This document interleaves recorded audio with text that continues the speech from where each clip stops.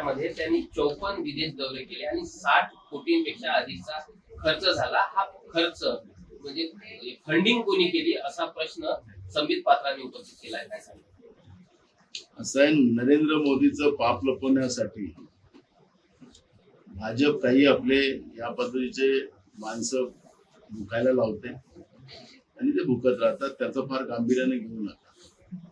आता 60 कोटीचा आकडा कुठून आणला त्यांनी? नरेंद्र मोदी 80,000 कोटीचं विमान घेऊन फिरत आहे. 80,000 कोटीचं विमान. एवढं मोठं विमान काय गरज होती त्याला घ्यायची? काय गरज होती? देशावर कर्ज आहे. किती पटीनं कर्ज केलं ते आपल्याला सगळ्यांना माहिती आहे. म्हणजे काँग्रेस 2014 पर्यंत देशावर 45,000 कोटीचं कर्ज होतं. आता यांनी 10 पटीनं वाढवून टाकलं मोदींनी. ते काय केलं? विमान घेतले, मिनिटाला कपडे बदलवायची व्यवस्था केल्यात, चष्मा आपला 10 लाखाचा घ्यायला सांगितलं, पेन 5 लाखाचा घ्यायला सांगितलं.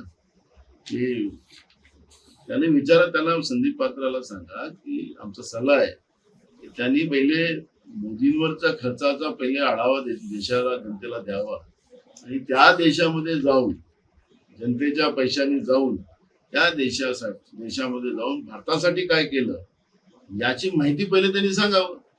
त्या आपल्या मित्राला कॉन्ट्रॅक्ट भेटून दिला, त्या देशासाठी काही करार केले की त्याचा उपयोग आम्हाला झाला.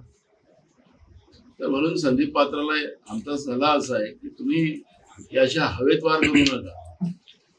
जी वस्तुस्थिती आहे ती मांडा आणि आता काही दिवस थांबा. लोकांमध्ये उद्रेक सुरू झालेला आहे. बैमानीनं आणलेली सरकार याच्यावर लोकांचाच आता दबाव सुरू होणार आहे. असं चित्र पूर्ण देशभरात आहे.